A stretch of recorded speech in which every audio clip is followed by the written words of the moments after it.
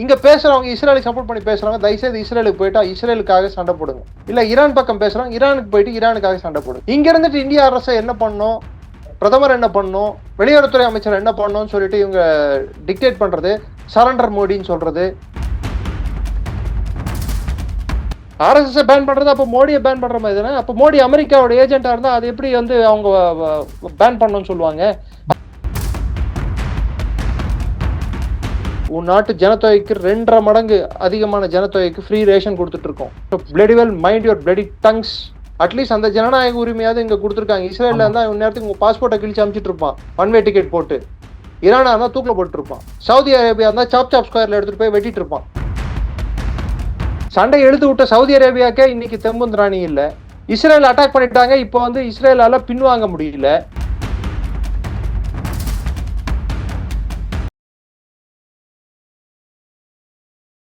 பாகிஸ்தான் ஆப்கானிஸ்தான் இப்ப ஃபைட் பண்ணிக்கிட்டு இருக்கும்போது இப்ப அந்த ஈரான் இஸ்ரேல் வார் வந்து எந்த மாதிரி சிச்சுவேஷன்ல இப்ப எப்படி போய்கிட்டு இருக்குது? ட்ரம்ப் வேற வந்து நிறைய விஷயங்களை சொல்லிக்கிட்டே இருக்கிறாரு, அமைதியாவே இருக்க மாட்டேங்கிறாரு. பாவம் ட்ரம்ப் வந்து தனிமைப்படுத்தப்பட்டுள்ளார், ஒதுக்கப்பட்டுள்ளார் உலக நாடுகளால். அவர் வந்து இப்ப இன்னைக்கு நேட்டோக்கு வேற வார்னிங் கொடுத்திருக்காரு, 3ஆம் உலக போரே வந்துரும் நீங்க வந்து ஜாயின் பண்ணலன்னு. கிட்டத்தட்ட வடிவேல காமெடி மாதிரியே ஆயிட்டு இருக்கு. என்னால சிரிக்க கூட முடியல. கோடை கிழிச்சிட்டு இந்த கோடை நீயும் தாண்ட கூடாது நானும் தாண்ட மாட்டேன், தாண்டா நான் செத்துருவேன் அப்படின்னு. கிட்டத்தட்ட அது மாதிரி ஆயிட்டு இருக்குங்க. இஸ் பிகமிங் அ லாஃபிங் ஸ்டாக். பிரிட்டன் நீ வா, பிரான்ஸ் வா, இட்டலி வா, யாரும் வரத்துக்கு ரெடியா இல்ல. நார்வே வரத்துக்கு ரெடியா இல்ல. நேத்து கூட்டறிக்கை பாத்தீங்களா, நேட்டோட கூட்டறிக்கை, திஸ் இஸ் நாட் அவர் வார்னே சொல்லிட்டாங்க அவங்க. இந்த சண்டை என்ன கேட்டா நீ போன இல்ல, போ ஜெயிச்சிட்டு வா போ அப்படின்ட்டாங்க. இஸ்ரேலோட நிலப்பரப்பு வந்து இந்த சண்டையை தாக்கு பிடிக்கிற அளவுக்கு இஸ்ரேலுக்கு நிலப்பரப்பு இல்லை. அதை நம்ம புரிஞ்சுக்கணும். இஸ்ரேலுக்கு ராணுவம் இருக்கு, அதாவது வலிமையான ராணுவம் இருக்கலாம், அவங்க கிட்ட நவீன போர் விமானங்கள் இருக்கலாம், எல்லாம் இருக்கலாம். ஆனா ராணுவத்தின் பலம் எவ்வளவுன்னு பாருங்க. அந்த நாட்டோட பரப்பளவு ஏன் மொத்தமே 475 கிலோமீட்டர் தாங்க வடக்குல இருந்து தெற்குக்கு மொத்த இஸ்ரேலோட நிலப்பரப்பு. 22,000 சதுர கிலோமீட்டர் தாங்க இஸ்ரேலோட நிலப்பரப்பு. இங்க இஸ்ரேல் தான் ஜெயிக்கும் அப்படின்றாங்க. இதெல்லாம் கிரிக்கெட் மேட்ச் ஆகுது, இஸ்ரேல் ஜெயிக்கும் ஈரான் ஜெயிக்கும் சொல்றதுக்கு. For any war geography is important. பூகோளம் தெரிஞ்சிருக்கணும். பூகோள ரீதியில, மக்கள் தொகை, ஜனத்தொகை ரீதியில இஸ்ரேல் வந்து ஈரானோட வீக்கா தான் இருக்கு. தொழில்நுட்ப ரீதியில ஸ்ட்ராங்கா இருக்கு, நான் ஒத்துக்கிறேன். ஆனா பூகோளத்தின் அடிப்படையில் பார்த்தா இஸ்ரேல் வந்து மூவ் பண்றதுக்கு இடம் இல்ல.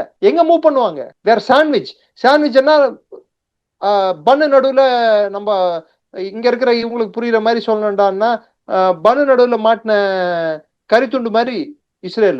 இந்த சைடு மூவ் பண்ண முடியாது. அந்த சைடு, இந்த சைடு பாத்தீங்கன்னா அவங்களுக்கு ஈஜிப்ட் சினாய் பெனின்சுலா வந்துடும், சூயிஸ் கால்வா இந்த சைடு. நார்த் சைடு போனா லெபனான், இந்த சைடு போனா சிரியா. எங்க மூவ் பண்ணுவாங்க? இந்த சைடு வந்தா ஜார்டன். எல்லாமே தனித்தனி நாடுங்க. எந்த சைடு மூவ் பண்ண முடியும் இஸ்ரேலால? இஸ்ரேலோட நிலப்பரப்பே அவங்களுக்கு இருக்கக்கூடிய மிகப்பெரிய பிரச்சனை. அதுல வேற வெஸ்ட் பேங்க், வெஸ்ட் சைட்ல இருக்கிறது வந்து அவங்களுக்கு கடல், இது ஒரு 15 கிலோமீட்டர் அளவுக்கு தான் கடல்ல அந்த இது வரும். ஏன்னா மிச்சது காசா வந்துருது. இந்த சைடு வந்து ஜெருசலம் இதெல்லாம் இருக்கு பாருங்க, இந்த பகுதி எல்லாம், அந்த பகுதி எல்லாம் வந்து என்க்ளேவா வந்து பாலஸ்டைன் கட்டுப்பாட்டுல இருக்கு. சோ இஸ்ரேலோட நிலப்பரப்பு வந்து ரொம்ப குறுகிய நிலப்பரப்பு. இன்னைக்கு கொரம்ஷியர் 4 இப்போ புது மெசைல் ஒண்ணு செஜல், அந்த மெசைல் வச்சு அடிச்சிருக்காங்கல்ல, அது வந்து கிட்டத்தட்ட டான்சிங் மெசைல் அப்படின்றாங்க. அது லாய்டரிங் அம்யூனிஷன். அது 750 kg வரைக்கும் பேலோடு எடுத்துட்டு போக முடியும், வெடிபொருள் எடுத்துட்டு போக முடியும். அதால கிட்டத்தட்ட கொரம்ஷியர் 2, கொரம்ஷியர் 3 கேட்டகரியில வரும் அது. ஸோ அந்த மெசைல்களுக்கு தாக்கு பிடிக்கிறதுக்கு இவங்களால எப்படி முடியாது. இஸ்ரேலுக்கு வந்து அடிப்படை பிரச்சனைகள், அதோட பூகோளம் ஒரு அடிப்படை பிரச்சனை. மக்கள் தொகை எவ்வளவு? 1 கோடியோட கம்மிங்க. ஈரானோட மக்கள் தொகை எவ்வளவு? 9 கோடி. ஒரு போரை ஜெயிக்கிறோம்னா ராணுவ வீரர்கள் தேவை. ராணுவம் தோய்வு நிலை அடைஞ்சிருச்சுன்னா, மொரேல் டவுன் ஆயிடுச்சுன்னா, சண்டை போடக்கூடிய தன்மை இல்லைன்னா, கடைசியில ஏஐ வீடியோங்க தான் ரிலீஸ் பண்ணிட்டு உட்காந்துட்டு இருக்கணும். அது எந்த நாடா இருந்தாலும். 6 விரல் கொண்ட வீடியோ ஒண்ணு வந்தது, காஃபியே தீராத வீடியோ ஒண்ணு வந்தது. நேத்து வந்த வீடியோல பின்னாடி வந்து பிளர் ஆகுது, அவர் நடந்து போயிட்டு இருந்தா, அங்கங்க தலை வந்து கட் ஆகுது, இதாவது கையில ஒரு டைம்ல மோதிரம் தெரியுது, ஒரு டைம்ல மோதிரம் தெரிய மாட்டேங்குது.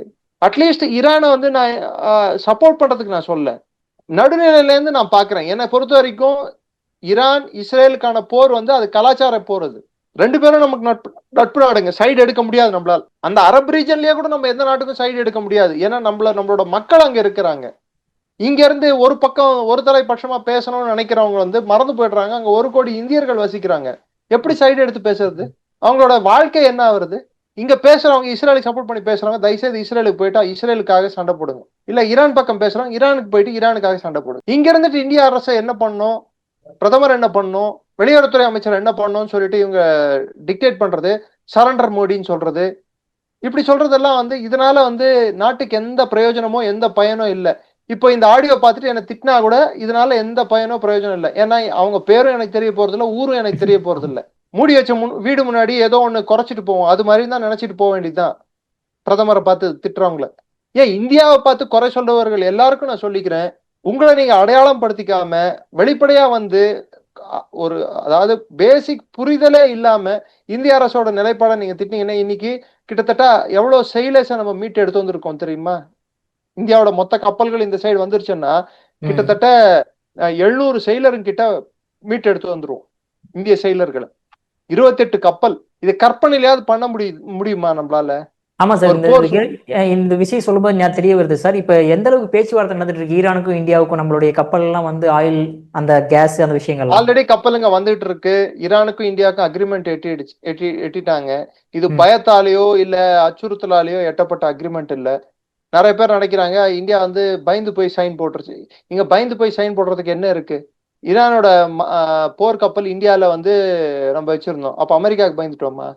ஏன் இவங்க என்ன நினைச்சிட்டு இருக்காங்க? இந்தியா எல்லாம் நம்ம எல்லாமே பயந்து தான் பண்ணுவோமா? சரி, இவங்க எல்லாம் தான் மாவீரர்கள் ஆயிற்று.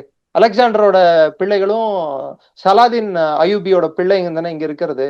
தயவுசெய்து போங்க சாமி, போங்க. சலாதீன் அயூபியோட பிள்ளைங்க வந்து போயிட்டு ஈரானுக்கு சண்டை போடட்டும். மாவீரன் அலெக்சாண்டரோட வம்சாவளி வந்து போயிட்டு இஸ்ரேலுக்கு சண்டை போடும். அதை விட்டு இங்க இருந்துட்டு இந்தியாவோட அரசு, சரி இங்க கேஸ் தட்டுப்பாடு இருக்கா, அதை கேள்வி எழுப்புறீங்களா? ஓகே, ஆனா அதுக்கும் வந்து காரியம் இருக்கு. அதுக்கான மாற்று வழிகள் இந்தியா தேடிட்டு இருக்கு. இன்னைக்கு போர் வந்து இன்னைக்கு அமெரிக்காவோட அபிஷியல் ரிலீஸ் நான் டேட்டாவை நான் படிச்சு சொல்ல வேண்டிய கட்டாயத்துல இருக்கிறதுனால நான் கொஞ்சம் டாபிக் விட்டு வெளியே போக வேண்டிய கட்டாயம் வந்து இங்க இந்திய அரசை சாடுபவர்கள். நீங்க திட்டுங்க, நீங்க திட்டுறது வந்து உங்களோட உரிமை, அரசை திட்டுறது. அட்லீஸ்ட் அந்த ஜனநாயக உரிமையாவது இங்க கொடுத்துருக்காங்க. இஸ்ரேல்ல இருந்தா நேரத்துக்கு உங்க பாஸ்போர்ட்டை கிழிச்சு அனுப்பிச்சிட்டு இருப்பான், ஒன் வே டிக்கெட் போட்டு. ஈரானா இருந்தா தூக்கில போட்டு இருப்பான். சவுதி அரேபியா இருந்தா சாப் ஸ்கொயர்ல எடுத்துட்டு போய் வெட்டிட்டு இருப்பான். இந்தியாவில இருக்கிறதுனால தான் நீங்க இவ்வளவு சுதந்திரமா பேசிட்டு இருக்கீங்க நாட்டுக்கு எதிராகவே. ஒரு டேட்டா புள்ளி வர சொல்றேன். 17 நாள்ல யுஎஸ் ஆல்ரெடி செலவழிச்சிருக்கிறது, இது வரைக்கும் செலவழிச்சிருக்கிறது $22 பில்லியன். 12வது நாள் வரைக்குமே செலவானது எவ்வளவுடான்னா $16.5 பில்லியன். இது நான் போட்டோ அனுப்புறேன், ஏபிடி அப்படின்னு சொல்லிட்டு வரும். அது வந்து இன்டர்நேஷனல் பிரஸ், அது அவங்க கொடுக்குற டேட்டா. நான் சொந்தமா எல்லாம் எதையும் கட் அவுட் விடுறதுக்கு வாய் புளித்ததோ மாங்காய் புளித்ததோ பேசுவதற்கு நான் அப்படிப்பட்டவன் அல்ல. நான் ஒரு இந்திய பிரஜை. நான் டிஃப்ரெண்ட் மாடல் எல்லாம் பேச மாட்டேன். எனக்கு இருக்கிறது ஒரே மாடல், இந்தியன் மாடல். ஆக 12 நாள்ல $16.5 பில்லியன் அளவுக்கு. ஏன் சார் சிரிக்கிறீங்க? இல்ல சார், நீ கண்டினியூ பண்ணுங்க. இந்த மாதிரி எல்லாம் பேசும்போது சிரிக்க கூடாது, தப்பு. ஃபர்ஸ்ட் 100 ஹவர்ல மாத்திரம் செலவானது ஏற்கனவே நான் சொன்னதுதான், அந்த அன்னைக்கு ஸ்லைட்லயே போட்டு $3.7 பில்லியன். முதல்ல நடந்த ஃபர்ஸ்ட் 3 நாள்ல அவங்க கணக்கு எஸ்டிமேட் போட்டது $900 மில்லியன் அளவுக்கான செலவாயிட்டு இருக்கு. இன்னைக்கு எகிருது $1.5 பில்லியன் அளவுக்கு ஒரு நாளைக்கு செலவாயிட்டு இருக்கு. இது இல்லாம அனலிஸ்ட் இன்னும் ஒரு 15 நாளைக்கு இந்த போர் கண்டினியூ ஆச்சுன்னா அட்லீஸ்ட் $500 பில்லியன் காலி. இன்னும் 1.5 மாசம் கண்டினியூ ஆச்சுன்னா $1 ட்ரில்லியன் வந்துடும் செலவு. இன்னொரு பக்கம் இன்னொரு புது விஷயம் ஒண்ணு நடந்துட்டு இருக்கு. ஈரான் கூட மறைமுகமான பேச்சுவார்த்தையில் அமெரிக்கா தொடங்கி உள்ளதுன்ட்டு சில விஷயங்கள் கசிகின்றன. நானே உங்களுக்கு ஒரு விஷயம் சொன்னேன்ல, ஹார்மோஸ்ல 14 பில்லியன் பேரல் அளவு, மில்லியன் பேரல் அளவுக்கான எண்ணெய் ஈரான் வந்து வெளியே அனுப்பிட்டு இருக்காங்க நாள் ஒன்றுக்குன்னு சொல்லிட்டு. அதை ஏன் வந்து அமெரிக்காவில தாக்குறதுக்கு பயந்து எதுவும் பண்ணாம விட்டு வச்சிருக்காங்க? ஏன்னா அமெரிக்காவுக்கும் தெரியும் உலகம் விடாதவனன்ட்டு. இந்த போர்ல மிகப்பெரிய கேஷுவாலிட்டி சைனா, ஜப்பான். நீ வா அப்படின்னு சொல்லி கூப்பிட்டுருக்காரு. அவனுக்கு போக வேண்டிய எண்ணெயை தான் இன்னைக்கு நீ தடுத்து வச்சிருக்க. கொரியாவான்னு கூப்பிட்டுருக்காரு. அங்க இருக்கக்கூடிய தாட் சிஸ்டம் தான் எடுத்துட்டு வந்து இங்க வைக்க போற. அங்க வேற கிம் ஜாங் மெசைல விடுறான், 10 மெசைல விட்டுருக்கான், பெலாஸ்டிக் மெசைல. சோ அங்க ஒரு போர் சூழல் உருவாயிட்டு இருக்கு பேரலா. ஆனா ஒண்ணு, தலைவன் மாஸ்கோல இருக்கிற தலைவன் மாசு கிளாஸ். போர் செஞ்சா ஒழுங்கா செய்யணும். அது 4 நாள் ஆகட்டும், 4 வருஷம் ஆகட்டும். சவுத் ஒசட்டியான்னு சொல்லிட்டு ஒரு பகுதியை பிடிங்க எடுக்கிறதுக்கு 2006ல நினைக்கிறேன் ரஷ்யா ஒரு போர் பண்ணாங்க. ஒரு வாரம் கூட தாக்கு பிடிக்கல அந்த நாடு. துண்டா பிரிச்சு எடுத்துட்டு வந்துட்டாங்க, ஒரு நிலப்பரப்பு எடுத்துட்டு வந்து அட்டாச் பண்ணிட்டாங்க. இது போடா சண்டை இவங்களே ஸ்டார்ட் பண்ணாங்க, இவங்களே சீஸ் ஃபயர்னு சொல்லிட்டாங்க. என்ன இப்போ 4 வருஷமா சண்டை போட்டு இருக்காங்க. இன்னைக்கு ஜெலன்ஸ்கி என்ன பண்றதுன்னு தெரியாம இப்ப என்ன சொல்றாங்க, ரஷ்யா என்னைய வாங்கிக்கோங்க வாங்கிக்கோங்க. ஏடா டேய், நீங்க என்னடா தடை பண்ணீங்க, லூசடா நீங்க. அவர் என்ன சொல்லிட்டாரு புட்டின் அழகா, சாரி யூரோப் எல்லாம் கொடுக்க முடியாது, நான் ஏசியாக்கு சப்ளை பண்ணிக்கிறேன். போச்சா? இப்ப யூரோப் எல்லாம் கடுப்புல உட்காந்து இருக்காங்க. நார்ட் ஸ்ட்ரீம் முடியாச்சு, அங்க வர எண்ணெய் வரது இல்ல, இங்க இருந்து போற எண்ணெயும் போறது இல்ல, பாபல் மண்டபமும் வந்து அட்டாக் பண்றதுக்கு ஹவுதிகள் ரெடி ஆயிட்டாங்க. சோ சவுதியோட ஆல்டர்னேட் ரூட் இருக்கு பாருங்க, ஹன்பு அப்படின்னு சொல்லிட்டு ஒரு போட்டு காட்டுனீங்க 760 மைல்ஸ். இந்த சைடு வந்து ரெட் சி வெளியே அந்த அன்பு ரூட்டும் காலி, புஜேரா டெர்மினலையும் போட்டு அடிச்சிட்டு இருக்காங்க. சோ இந்த சைட்ல இருந்து வரக்கூடிய எண்ணெய் இதையும் பிளாக் பண்றதுக்கு ஈரான் ரெடி ஆயிட்டு இருக்கு. All side knock out. So it is a knock out punch தான் அவங்க கொடுத்துட்டு இருக்குது. And Iran is prepared for எவ்வளவு நாளைக்கு இழுக்கிறாங்களோ அவ்வளவு நாளுக்கு வந்து பிரச்சனை வளர்த்துக்கிட்டே போவோம். இஸ்ரேலோட போர் புரியும் தன்மை வந்து நீண்ட கால போர் இல்லை.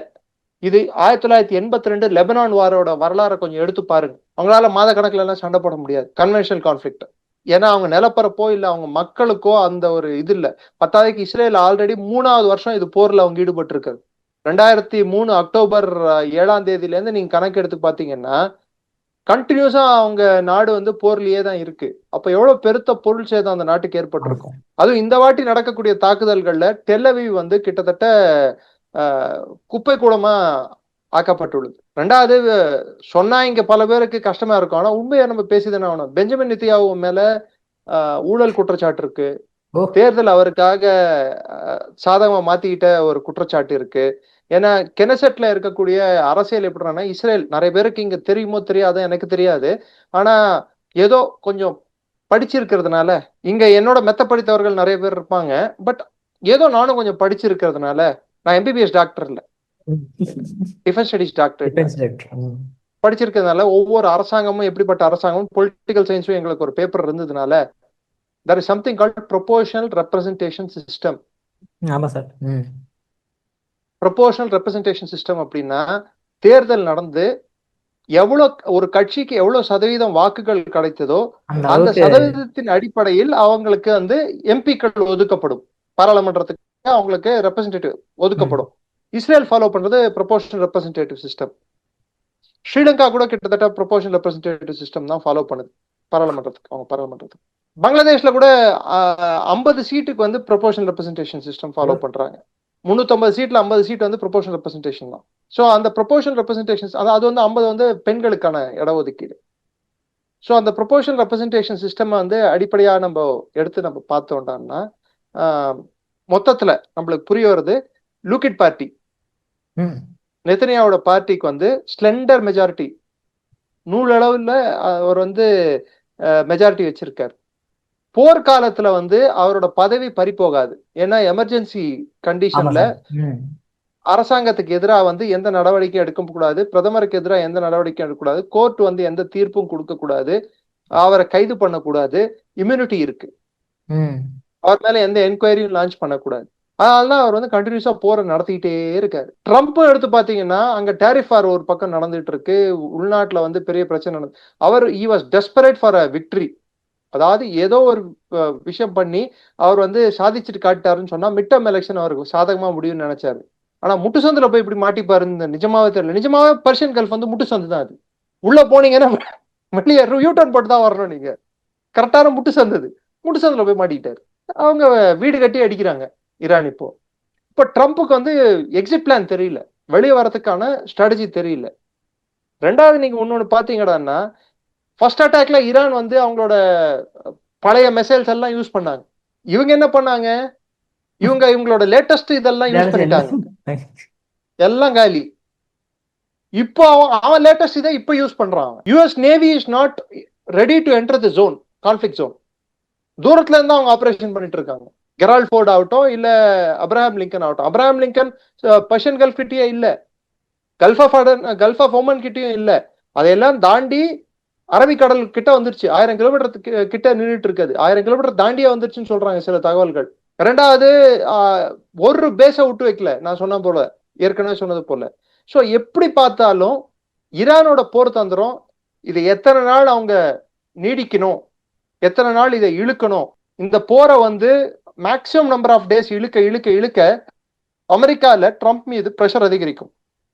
ஆல்ரெடி ஓப்பனா எல்லாரும் கிரிட்டிசைஸ், அவரோட முன்னாள் தேசிய பாதுகாப்பு ஆலோசகர் ஜான் போல்டன் அவர் கிரிட்டிசைஸ் பண்ணியிருக்காரு. பீட் பேசுறத வந்து இன்னைக்கு எல்லாரும் கேலி பண்ண ஆரம்பிச்சிட்டாங்க. அவர் வேற ஆர்னால்ட் ஷ்வார்ஸ்நெகர் மாதிரி டைட் கோட் எல்லாம் போட்டுக்கிட்டு ஜெல்ல வச்சு நல்ல தலைய எடுத்து வாரி I will kill you I புய் டாய் புய் சினிமா டைலாக் அடிக்கிற மாதிரி எல்லாம் பேசிட்டு இருக்காரு. But American navy itself is not ready to protect the cargo ships. அவங்களோட வணிக கப்பல்களை காப்பாத்துறதுக்கு அமெரிக்க கடற்படையே வந்து ரெடியா இல்லை. விமானப்படையை வச்சு கப்பலை காப்பாற்ற போறீங்களா? கப்பல் இங்க போவோம், விமானம் இங்க போவோம். அவன் ஈரான் கீழே தானே மெசைல் அடிப்பான், மேலே அடிப்பான். பத்தி எரியுதுன்னா மேல இருந்து பார்த்துட்டு பத்தி எரியுது கீழே அப்படின்னு தான் சொல்ல முடியும் விமானத்தால. சரி, நெக்ஸ்ட் என்ன பண்ணோம்? ஈரானை தாக்குறதுக்கு பூட்ஸ் ஆன் த கிரவுண்ட், ராணுவத்தை உள்ள அனுப்ப போறீங்களா? தைரியம் இருக்கா? தெம்பு இருக்கா? கார்க் ஐலாண்டை வேற சுத்தி வளைச்சிட்டாங்கன்னு சொல்லிட்டு இவங்களே வந்து சொல்லிட்டு இருக்காங்க. ஓகே, கார்க் ஐலாண்டை சுத்தி வளைச்சிட்டாங்க. கார்க் ஐலாண்டை சுத்தி வளைச்சா ஈரானை சுத்தி வளைச்ச மாதிரியா? சரி, கார்க் ஐலாண்ட்ல உடனே பம்பிங் ஸ்டார்ட் பண்ணி எண்ணெய் இவங்க உறிஞ்சிட முடியுமா? சொல்லுங்க. எதுவும் பண்ண முடியாது. ஈரானோட ஒரு நிலப்பரப்பை இவங்க கட்டுப்பாட்டுல எடுத்துட்டு வந்துதான் இவங்க சொல்லிக்கலாம். அதுவும் முக்கியமான நிலப்பரப்பு தான் கார்க் ஐலாண்டுன்றது. அவங்களோட மெயின் ஆயில் பம்பிங் டெர்மினல் அங்க இருக்கு. அதை வந்து ஓகே, அதை பிடிச்சதா காட்டிக்கலாம். பட் அது வந்து மொத்த போருக்கு வென்றதாக அறிகுறி இல்லையே. டேரானை பிடிச்சாதாங்க போர் வென்றதா அறிகுறி. அதுக்கு தெம்பும் திராணி வந்து யாருக்காவது இருக்கா அந்த பகுதியில? சண்டை எழுத்து விட்ட சவுதி அரேபியாக்கே இன்னைக்கு தெம்பும் திராணி இல்ல. இஸ்ரேல் அட்டாக் பண்ணிட்டாங்க, இப்போ வந்து இஸ்ரேலால பின்வாங்க முடியல. அமெரிக்கா வந்து என்ன பண்ணும் தெரியாம முழிச்சிட்டு இருக்காங்க. இது நடுவுல வந்து என்ன பொறுத்த வரைக்கும் நான் பாக்குற அடிப்படையில நான் எடுத்து பார்த்தேன், ஒரு பக்கம் ரஷ்யாவும் ஒரு பக்கம் சைனாவும் வந்து ஈரான் மேல அழுத்தம் கொடுத்துட்டு இருக்கு. தயவு செய்து நீங்க நெகோசியேஷனுக்கு வாங்க, பேச்சுவார்த்தைக்கு வாங்க, பேசலாம் அப்படின்னு சொல்லிட்டு. ஒரு பக்கம் பேக் சேனல் டாக்ஸ் ஓப்பன் ஆயிடுச்சு, அமெரிக்காவுக்கும் ஈரானுக்கும் ஓப்பன் ஆயிடுச்சு. ஏன்னா அமெரிக்காவில் ரொம்ப நாள் தாக்கு பிடிக்க முடியாது. இதை உலகத்தோட பிரஷர் வேற அதிகமாயிட்டு இருக்கு. இது இன்னொரு Vietnam moment for Trump. Sir, இப்போ வந்து இப்போ ரீசெண்டா இப்போ நம்மளால நியூஸ் பார்க்க முடியுது. அதாவது அமெரிக்கா வந்து இந்தியாவில இருந்து இது பல விஷயம் சதி திட்டங்கள் பண்ணிக்கிட்டு இருக்காங்க அப்படின்ற மாதிரி. ஸோ எண்ணெயெல்லாம் சில பேருக்கு அரெஸ்ட் பண்ணியிருக்கிற நியூஸ்களும் வருது. என்ன விஷயம் சார் இதுல? 7 பேர் அரெஸ்ட் பண்ணிருக்காங்க. 6 பேர் யுக்ரைன்காரங்க, ஒருத்தர் வந்து அமெரிக்கன். மியான்மர், அதாவது நார்த் ஈஸ்ட்ல போய் மியான்மர் பார்டரை தாண்டி அங்க இருக்கக்கூடிய இந்தியாவுக்கு எதிரான பிரிவினைவாத அமைப்புகளோடு பேச்சுவார்த்தை நடத்திட்டு அவங்களுக்கு ட்ரோன் டெக்னாலஜி கொடுத்துட்டு எப்படி ட்ரோன்கள் வந்து காட்டேஜ் இண்டஸ்ட்ரியா மாத்தி இந்தியாவுக்குள்ள ட்ரோன் தாக்குதல்களை நார்த் ஈஸ்ட் குறிப்பிட்டு வடகிழக்கு பகுதிகளில் எப்படி ட்ரோன் தாக்குதல்களை அதிகப்படுத்தணும்னு சொல்லிட்டு திட்டம் வகுத்துட்டு வந்திருக்காங்க. யுக்ரைனியர்கள் ஆல்ரெடி அமெரிக்காவுக்கு வந்து ட்ரோன்களை வந்து டெக்னாலஜியை கொடுக்கறதுக்கு ரெடி ஆனாங்க. ஆனா அமெரிக்கா அன்று வாங்கவில்லை.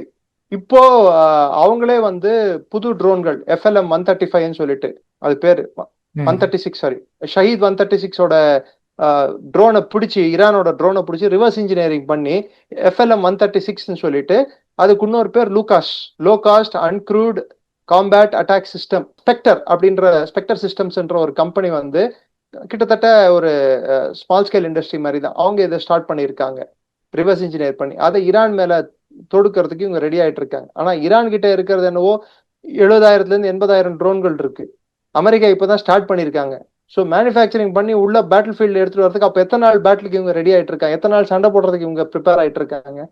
அப்போ இவங்களோட பேட்ரியாட்டும் டாமஹாக்கும் தாடும் என்னாச்சு? காத்தோடு போயாச்சு. ட்ரம்பப்பா அப்பப்பா விட்டுடப்பா அப்படின்னு சொல்லிட்டு இன்னைக்கு அமெரிக்காவே அழுகுதப்பா. அது ஒரு பக்கம் இருக்க, இந்தியால இப்போ வந்து இந்த drone technology, Ukraine drone technology எடுத்துட்டு வந்துட்டு இங்க கொடுத்து இந்த பிரிவினைவாத ULFA, Bodo, Mizo groups, insurgent groups, இந்த மாதிரி சில குரூப்ஸ் எல்லாம் இருக்காங்க. Manipur insurgent groups, Kuki groups எல்லாம் இருக்கு. அவங்களுக்கு எல்லாருக்கும் கொடுத்து புதுசா இன்னொரு இன்சர்ஜென்சியை ஏற்படுத்துவதற்கு, இந்தியாவுக்குள்ள ஒரு பிரிவினைவாதத்தை ஏற்படுத்துறதுக்கு, குறிப்பிட்டு வடகிழக்கு மாநிலங்கள், ஏன்னா இந்த கவர்மெண்ட் அப்புறம் வடகிழக்கோட டெவலப்மெண்ட் அதிகம் கான்சென்ட்ரேட் பண்ணியிருக்காங்க. அதுக்கு சம்பந்தப்பட்டு அமெரிக்க உளவாளியை கைது செய்துள்ளார்கள் இந்திய NIA, national investigative agency. Plus 6 யுக்ரைனியன்ஸை கைது பண்ணியிருக்காங்க. இப்ப கூங்கடா யுக்ரைனுக்கு சப்போர்ட்டா, ரஷ்யாவுக்கு எதிராக பேசுங்கடா. ட்ரம்ப் எங்க ஃபாதர்ன்னு சொல்லிட்டு அமெரிக்காவுக்கு சப்போர்ட் பண்ணி பேசுங்க. இப்ப பேசுங்க. மோடி அமெரிக்காவுக்கு அடிபணிந்து விட்டாருன்னு இப்ப சொல்றவங்க இப்ப பேசுங்க. அடிபணிகிறவர் வந்து ஏன் வந்து அமெரிக்க உளவாளிகளை கைது செய்யணும்? அடிபணிஞ்சிட்டா இன்னத்து USCIRF அப்படின்னு ஒண்ணு அமைப்பு இருக்குல்ல, ஃபார் அதாவது United states committee for inter religious ஏதோ ஒன்று வச்சிருக்கானுங்க ஊரை ஏமாத்துறதுக்கு. கிட்டத்தட்ட அது இவாஞ்சலிக்கல் குரூப் தான் அதை ரன் பண்ணுது. புரியுற மாதிரி சொல்லணும்னா மத மாற்றத்தில் ஈடுபடும் அமைப்பு தான் அதை செயல்படுத்துது. அந்த அமைப்பு வந்து இன்னைக்கு என்ன பண்ணிருக்கு, ஆர்எஸ்எஸ்ஸையும் ஆர்என்ஏடபிள்யூவும் பேன். ஆர்எஸ்எஸ் என்ன, ஆர்என்ஏடபிள்யூ மத்திய சர்க்காரோட வெளி நாட்டில இருந்து தகவல் சேகரிக்கிறதுக்காக அமைக்கப்பட்ட ஒரு உளவு பிரிவு. இந்த சைடு ஆர்எஸ்எஸ் பேன் பண்ணோன்றான், அந்த சைடு ஆர்என்ஏடபிள்யூ பேன் பண்ணோன்ற சொல்றான். என்ன கேவலமான ரிப்போர்ட் இது. பேன் பண்றதுக்கு நீ யாரு? இது அப்போ ஆர்எஸ்எஸ் பேன் பண்றது அப்போ மோடியை பேன் பண்ற மாதிரி தானே. அப்போ மோடி அமெரிக்காவோட ஏஜென்டா இருந்தா அது எப்படி வந்து அவங்க பேன் பண்ணணும்னு சொல்லுவாங்க? Of course it is not arm of government. America அரசோட நேரடி கட்டுப்பாட்டுல அது இல்லை, அரசோட அமைப்பும் இல்லை. அது நிறைய பேர் குழப்பிப்பாங்க அதை. ஓகே சார், இப்போ வந்து ஐநா சபையில கொண்டு போய் இந்த மாதிரி ஆர்எஸ்எஸ் தடை செய்யணும் அப்படின்ற அளவுக்கு என்ன சார் இங்க இந்தியாவில் பண்ணாங்க அவங்க எப்படி? அப்புறம் ஒருவேளை ராகுல் காந்தி பேச்சு அதிகம் கேட்டாங்க போல.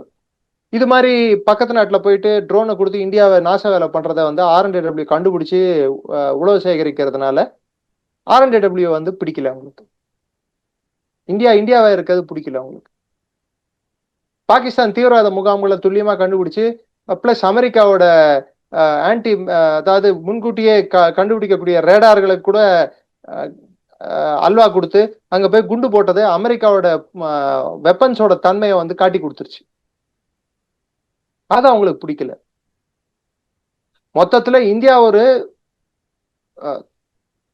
ஒரு தலை சிறந்த ஒரு நாடாகவோ இல்ல ஒரு தனித்துவம் கொண்ட ஒரு வல்லரசாகவோ வளர்வது அமெரிக்காவோட இன்ட்ரெஸ்ட்ல இல்லை, அவங்களுக்கு பிடிக்காது. அதுதான் வந்து கிறிஸ்டோபர் லாண்டோ கூட போன வாரம் ராய்சியானா டைலாக்ஸை சொல்லிட்டு போனோம், நாங்க தப்பு பண்ணிட்டோம், சைனா வளர்த்து விட்டோம், அதே தப்பு இன்னொரு முறை பண்ண மாட்டோம், இந்தியா வளர்த்து விடுறதுக்கு. நீ யார வளர்த்து விடுறதுக்கு? ட்ரம்போட செல்ல பிராணிகளா நாங்க? PL 420 ப்ரோக்ராம் பார்த்தவங்க தான். 480 PL 480 ப்ரோக்ராம், அதாவது PL 480 ஒரு ப்ரோக்ராம் இருந்தது. அவங்க எது வேஸ்ட்ன்னு சொல்லி தூக்கி போட்டாங்களோ அந்த தானியத்தை வந்து ஒரு காலத்துல நம்ம நாட்டுக்கு வந்து அதையும் வந்து நம்ம மக்களுக்கு டிஸ்ட்ரிபியூட் பண்ணோம். அந்த பீரியட் எல்லாம் முடிஞ்சு போச்சு ராசா. உன் நாட்டுல 2 மடங்கு, உன் நாட்டு ஜனத்தொகைக்கு 2.5 மடங்கு அதிகமான ஜனத்தொகைக்கு ஃப்ரீ ரேஷன் கொடுத்துட்டு இருக்கோம் இந்தியால. So bloody well mind your bloody tongues, mind your language. Trump's favorite boys in India, choose your side. India பக்கம் நின்று இந்தியாவை வந்து காப்பாற்றணும்ன்ற எண்ணம் கொண்டவர்கள் மட்டும் இந்தியாவுக்கு தரப்பில் பேசட்டும். இல்ல சார், தமிழ்நாட்டில இருந்தே வந்து ட்ரம்ப் எதிர்த்து லெட்டர் போடுற அளவு இங்க தலைவர்களா இருக்காங்க சார். வரவேற்கிறேன். ஆனா அவங்க பேசுறது அமெரிக்கன் இங்கிலீஷை கொஞ்சம் குறைச்சிக்கிட்டா நல்லா இருக்கும். பேசுறதுன்னா அமெரிக்கன் ஸ்லாங்ல தான் அவங்க இங்கிலீஷே பேசுவாங்க. அமெரிக்கால போய் படம் எடுக்கணும்னு நினைப்பாங்க, அமெரிக்கன் டெக்னாலஜியை வரவேற்கணும்னு நினைப்பாங்க. ஆனா பேருக்கு அமெரிக்காவை எதிர்க்கிற மாதிரி ஒரு பாவனையும் தோரணையும் காட்டுவாங்க. அவங்களுக்கு ஆஸ்கர் வேணும்னு சொல்லிட்டு ஒரு உள்ளுக்குள்ள ஒரு ஆதங்கமும் இருக்கும் எப்பயுமே. பல முறை சென்றும் அவர்கள் படம் நிஜமாக நல்ல படங்கள் கூட போயிருக்கு, நான் ஒத்துக்கிறேன். ஆனா அந்த படங்களுக்கு ஆஸ்கர் கிடைக்கல. அவர் பல விஷயங்கள்ல என்ன பேசுறாரு பல பேருக்கு புரியாது. ஆனா இந்த விஷயத்துல அவர் ட்ரம்பை கிரிட்டிசைஸ் பண்ணதை நான் வரவேற்கிறேன். மனுஷன் நேர்மையா நடந்துட்டு இருக்காரு இந்த விஷயத்துல. மற்ற விஷயத்துல எப்படி இருந்தாலும் டார்ச்சை மற்ற இடத்துல எங்க தூக்கி அடிச்சாருன்றது வேற பிரச்சனை. ஆனா இந்த விஷயத்துல நிஜமாவே ட்ரம்ப்புக்கு எப்படி பதிலடி கொடுக்கணுமோ ஒரு இந்தியனா நடந்துட்டு இருக்கிறத நான் பாராட்டுறேன், வரவேற்கிறேன். உண்மையான அப்போசிஷன் அப்படின்றது எப்படி நடந்துக்கணும்ன்றது ஈரான்ல இருக்கக்கூடிய, அதாவது அவங்க நாட்டுக்குள்ளேயும் வந்து மாடரேட்ஸ் இருக்காங்க, எக்ஸ்ட்ரீமிஸ்ட் இருக்காங்க, அதாவது மிதவாதிகளும் இருக்காங்க, அதுக்கு எதிரான வாதம் வைக்கக்கூடியவர்களும் இருக்காங்க. இப்போ முஸ்தபா குமேனிக்கு ஆப்போசிட்ல வந்து முகமது கட்டாமி போன்ற தலைவர்களும் இருக்காங்க. ஹசன் கொமேனி, ரோஹுல்லா குமேனியோட பேரனும் இருக்கிறார். அலி லார்ஜானியே கூட ஓரளவுக்கு மாடரேட். காசிம் சொலைமானி வந்து ஒரு மாடரேட்டா இருந்தவர், கொல்லப்பட்டார் காசிம் சொலைமானி இஸ்ரேலால. சோ அது மாதிரியும் இருக்காங்க. உதாரணங்கள் பல உண்டு. இந்திரா காந்தியை பாராளுமன்ற சபையிலேயே வச்சு பாராட்டிய எதிர்கட்சி தலைவரும் உண்டு. பிற்காலத்துல இந்திய பிரதமராக இருந்தவர் 71 போர்ல அவங்க எடுத்த டெசிஷன்ஸை பாராட்டின தலைவரும் உண்டு. ஏன் எதிர்கட்சி தலைவராக இருந்தாலும் ஜெனிவால பாகிஸ்தானுக்கு எதிராக பேசுவதற்கு அவர் தலைமையில குழு அனுப்பின பிரதமரும் உண்டு. ரெண்டு இன்சிடென்ட்லயும் ஒரே ஒருத்தர் தான் இன்வால்வ்டு, வாஜ்பாய். அடல் பிஹாரி வாஜ்பாய். துர்கா தேவின் பாராட்டினார் சார். துர்கா தேவின்னு சொன்னாருன்னு அவங்க பாராளுமன்றத்துல அவர் சொன்னாருன்னு சொல்லுவாங்க எல்லாரும். ஒண்ணு. ரெண்டாவது இன்சிடென்ட்ல ஜெனீவாக்கு வந்து அவர் அனுப்பிச்சு வச்சாங்க. ஹியூமன் ரைட்ஸ் கமிஷன் இதே மாதிரி காஷ்மீர் இஷ்யூ மேல அங்க டிபேட் வந்தப்போ இந்தியாவோட பொசிஷனை டிஃபெண்ட் பண்றதுக்கு அவர் தலைமையில குழு அனுப்புனாங்க. பாகிஸ்தான்காரன் ஷாக் ஆயிட்டான். என்னையா நீ வந்து இப்ப அப்போசிஷன் லீடர் இங்க வந்து என்ன பண்ணிட்டு இருக்க? கவர்மெண்ட், நான் நாட்டுக்குள்ளதான் அப்போசிஷன், வெளியே வந்தா என் நாட்டோட கவர்மெண்ட்டை நான் டிஃபெண்ட் பண்ண வேண்டியது என்னோட கடமை அப்படின்னாரு. அனுப்பின நரசிம்மராவ் அவர்களை பாராட்ட வேண்டும். அங்கே போய் இந்தியாவோட நிலைமையை எடுத்து உரைத்து பாகிஸ்தானுக்கு சரியான பாடம் கற்பித்த வாஜ்பாய் அவர்களை மறக்க கூடாது இந்த நாடு. இங்க இருக்கிற கச்சத்தீவை வந்து ஸ்ரீலங்கா கொடுத்ததுக்கு சுப்ரீம் கோர்ட்ல கேஸ் போட்ட தலைவர் வாஜ்பாய், தெரியுமா உங்களுக்கு? எப்போ அரசாங்கத்தை எதிர்க்கணும்னு ஒரு வரமுறை இருக்கு, எப்போ சப்போர்ட் பண்ணணும்ன்ற ஒரு வரமுறை இருக்கு. அந்த புரிதலே இல்லாத சிலர் தான் இப்போ வந்து முக்கியமான பதவிகள்ல இருக்கிறது. நாட்டுக்கு வந்து ஒரு பேராபத்தா முடியக்கூடும். ஆனா எந்த எதிர்கட்சியாவினும் அவங்க வாக்கிங் போய் போற முடிச்சாலும் சரி, ரன்னிங் ஜாகிங் போய் போற முடிச்சாலும் சரி, நம்ம உதாரணத்துக்கு நம்மளோட முதல்வரே எடுத்துக்கோங்க. கார்கில் போறப்போ ஒரு கிரிக்கெட் மேட்ச் ஆடினது இன்னும் எனக்கு ஞாபகம் இருக்கு. நான் 12th ஸ்டாண்டர்ட் ஸ்டூடெண்ட் அப்ப நான் ஒரு மேட்ச் கிரிக்கெட் சேப்பாக்ல ஆடினாங்க. பிலிம் ஆக்டர்ஸ் எல்லாரும் சேர்ந்து ஆடி ஃபண்ட் வசூல். அப்போ ஒரு மேயர் அவர். இந்த மாதிரி இனிஷியேட்டிவ்ஸ் வந்து எந்த நாட்டோட எந்த மாநிலத்தோட தலைவரா இருந்தாலும் யாரா இருப்பினும் நாம் வரவேற்க வேண்டும்.